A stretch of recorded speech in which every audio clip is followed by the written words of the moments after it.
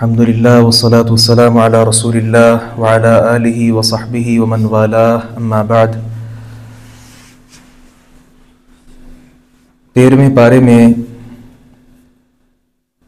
سورہ یوسف کا آخری حصہ شامل ہے۔ اس سے قبل سورہ یوسف کا آغاز 12ویں پارے سے ہوا تھا، اور اس میں جناب یوسف علیہ السلام کی زندگی کا پہلا حصہ جو انہوں نے اپنے گھر گزارا اس کا تذکرہ ہے۔ اس کے بعد جناب یوسف علیہ السلام کو ان کے بھائیوں نے حسد میں آ کر کنویں میں ڈالا، اس کا تذکرہ ہے۔ اور اس کے بعد ان کی زندگی کا جو تیسرا پہلو ہے مصر کی حکمرانی، اس کا تعلق 13ویں پارے کے ساتھ ہے۔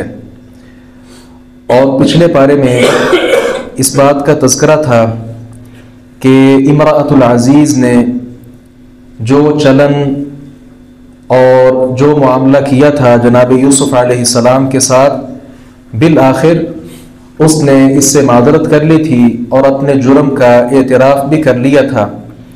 تبھی تو پارے کے آغاز میں ہی اللہ رب العزت نے اس کے قول کی حکایت بیان فرمائی ہے، وما ابرئ نفسی ان النفس لامارۃ بالسوء الا ما رحم ربی ان ربی غفور رحیم۔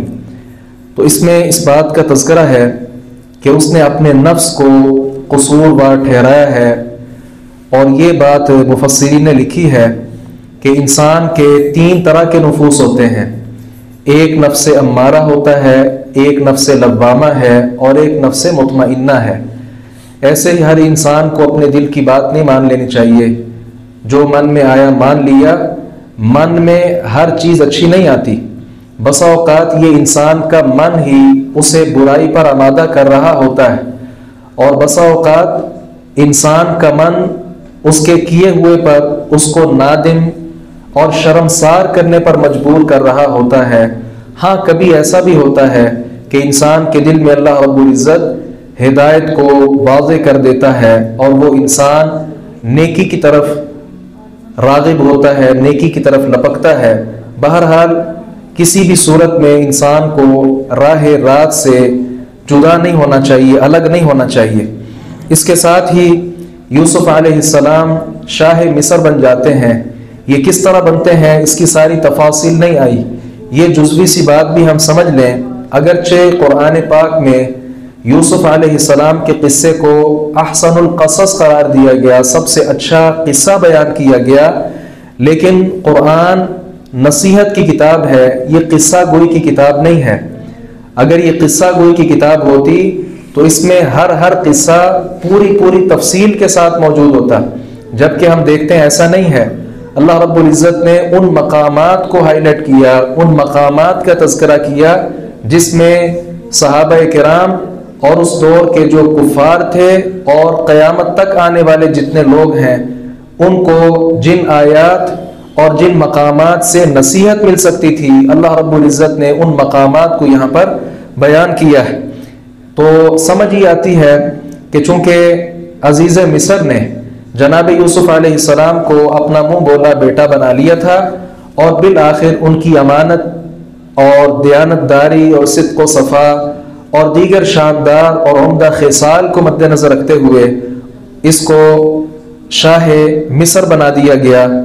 اور وہ خواب جو یوسف علیہ السلام نے دیکھا تھا، کس طرح وہ 11 ستارے، سورج اور چاند سجدہ ریز ہیں، اللہ رب العزت نے جناب یعقوب علیہ السلام کی بیان کی ہوئی تعبیر کے عین مطابق اس کو پورا کر دیا۔ اور وہ دن بھی آیا کہ جب یہ سارے بھائی سجدہ ریز ہو گئے اور ماں باپ بھی سجدہ ریز ہو گئے۔ یہ سجدہ پہلی اقوام میں جائز تھا، جسے سجدہ تعظیمی کہا جاتا ہے، لیکن ہماری اس امت میں اس سجدے کو منسوخ کر دیا گیا۔ آج کوئی بھی کسی کو خواہ وہ کتنا ہی بڑا رہبر کیوں نہ ہو، رہنما کیوں نہ ہو، کسی کو سجدہ نہیں کیا جا سکتا، کیونکہ اللہ رب العزت نے اس چیز کو اس امت میں حرام قرار دے دیا ہے۔ اسی طرح شاندار تدبیر اختیار کی جناب یوسف علیہ السلام نے، ہم جانتے ہیں کس طرح انہوں نے غلے کو محفوظ کیا اور باہر سے آنے والے لوگوں کو آہستہ آہستہ اور ایک مناسب مقدار میں غلہ دیا تاکہ غلہ بھی محفوظ رہے اور سارے لوگ قحط سالی کا بھی ان کو کسی طرح کی کوئی پریشانی نہ ہو۔ اس کے ساتھ ہی آگے سورۃ الرعد اور بعض دیگر آیات ہیں، اس میں اللہ رب العزت کا تعارف ہے۔ یہاں ایک مختصر سی بات ذکر کر کے میں اپنی بات کو کوشش کر کے بڑی جلدی انشاءاللہ سمیٹنے کی کوشش کر رہا ہوں۔ اللہ رب العزت کے تعارف کے معاملے میں ہم 3 چیزیں سمجھتے ہیں۔ ایک تو توحید باری تعالیٰ میں توحید ربوبیت ہے، دوسرے نمبر پر توحید الوہیت ہے، اور تیسرے نمبر پر توحید اسماء و صفات ہے۔ یاد رکھیے توحید کی یہ تینوں اقسام آپس میں ان کا بڑا گہرا ربط ہے، نہایت گہرا تعلق ہے۔ آپ دیکھیں توحید ربوبیت ہے تو توحید الوہیت ہے، توحید الوہیت ہے تو توحید ربوبیت ہے، اور ان دونوں توحید کی اقسام کا بڑا گہرا تعلق توحید اسماء و صفات کے ساتھ۔ اور سب سے پہلے اللہ تبارک و تعالیٰ کی ذات میں جو شرک کرتا ہے وہ سب سے پہلے توحید اسماء و صفات کو پس پشت ڈالتا ہے۔ یاد رکھیے مشرکین مکہ نے بھی سب سے پہلے جو حملہ کیا تھا وہ اللہ تبارک و تعالیٰ کی توحید اسماء و صفات پر کیا تھا۔ اللہ تبارک و تعالیٰ کے نام ان کو ختم کیا اور ان کا حلیہ بگاڑ کر الفاظ کی تبدیلی کر کے اپنے معبودان باطلہ پر انہوں نے اس کو چسپاں کر دیا۔ اللہ رب العزت کا نام لفظ اللہ ہے، اسی طرح منان ہے، حنان ہے، اور دیگر ذاتی اور صفاتی نام ہیں، ان کا حلیہ بگاڑ کر کہیں عزا رکھ دیا گیا عزیز سے، کہیں منان کو تقسیم کر کے اور اس کو خراب کر کے منات رکھ دیا گیا، اور اسی طرح دیگر انہوں نے نام کشید کر لیے۔ توحید اسماء و صفات کا انکار کرنے کے بعد توحید الوہیت کی باری آتی ہے۔ الوہیت کا مطلب یہ الوہیت الہ سے ہے، اور الہ معبود کو کہتے ہیں۔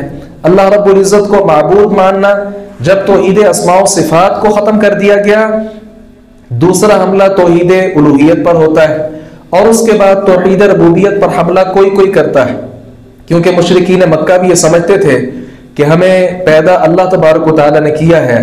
اللہ تعالیٰ کو رب ماننا یہ تو سارے لوگ مانتے ہیں، کافر لوگ بھی اس بات کا اظہار کرتے ہیں کہ رب تبارک و تعالیٰ اللہ کی ذات ہے، لیکن رب ماننے کے بعد قرآن میں آپ اکثر مقامات پر دیکھیں اللہ تبارک و تعالیٰ نے کئی مقامات پر توحید ربوبیت کا ہی تذکرہ کیا۔ دیکھو آسمان کو کس نے پیدا کیا، فلاں چیز کو، فلاں چیز کا خالق کون ہے۔ گویا اللہ تعالیٰ نے توحید ربوبیت کو بیان ہی توحید الوہیت کو ثابت کرنے کے لیے کیا ہے کہ تم سب یہ مانتے تو ہو کہ رب تبارک و تعالیٰ اللہ ہے، پھر اس کو مان لینے کے بعد تم پر یہ لازم آتا ہے کہ توحید الوہیت کا بھی اقرار کرو اور خالصتاً الہ اور معبود بھی اللہ تبارک و تعالیٰ کو ہی سمجھ لو۔ سادہ سی بات اب یہ ہے، ہم جانتے ہیں رب تبارک و تعالیٰ وہ اللہ تعالیٰ کی ذات ہے، اور اب ہر قسم کی عبادت میں بھی کئی اقسام ہیں۔ بدنی عبادت ہے، جس طرح بھی ہم نے نماز پڑھی، یہ بدنی عبادت ہے، ہم نے اپنے جسم کے ساتھ کی عبادت کی ہے۔ کبھی ہم جھک رہے تھے، کبھی ہم اٹھ رہے تھے، کبھی ہم سجدہ ریز ہو رہے تھے، اپنے جسم کے مختلف یہ انداز اللہ تعالیٰ کو راضی کرنے کے لیے بنا رہے تھے۔ اور اس کے ساتھ ساتھ مالی جتنی عبادتیں ہیں، ہم مال جتنا صرف کرتے ہیں، یہ بھی خالصتاً اللہ کو راضی کرنے کے لیے ہونا چاہیے۔ اور اس کے ساتھ ہر قسم کی جو انسان کے اقوال ہیں، شکریہ وہ ادا کرتا ہے اور دیگر چیزوں کا تذکرہ ہے، یہ بھی خالصتاً اللہ تبارک و تعالیٰ کے لیے ہونا چاہیے۔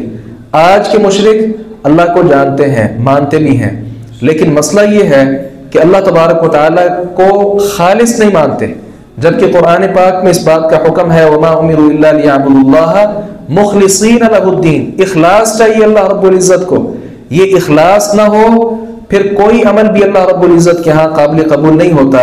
اور شروع سے بھی آپ یہ بات پڑھ آئے ایاک نعبد و ایاک نستعین، اس کو نستعین کا بھی ہو سکتا تھا، نعبد کا بھی ہو سکتا تھا، لیکن ایاک کا لفظ اللہ رب العزت نے یہاں پر استعمال کیا اور بتا دیا ہر قسم کی استعانت، ہر قسم کی عبادت، اس کا تعلق خالصتاً اللہ کے ساتھ ہے اور کسی کے ساتھ بھی ان چیزوں کا تعلق نہیں ہے۔ گویا توحید باری تعالیٰ اللہ تبارک و تعالیٰ کو ایک جاننا، اس کو رب مان لینے کے بعد اسی کی عبادت میں لگے رہنا، اور اللہ تعالیٰ کے جو افعال ہیں، اللہ تعالیٰ کے جو کام ہیں، اس میں کسی اور کو شریک نہ کرنا، یہ قرآن کریم کا لب لباب ہے۔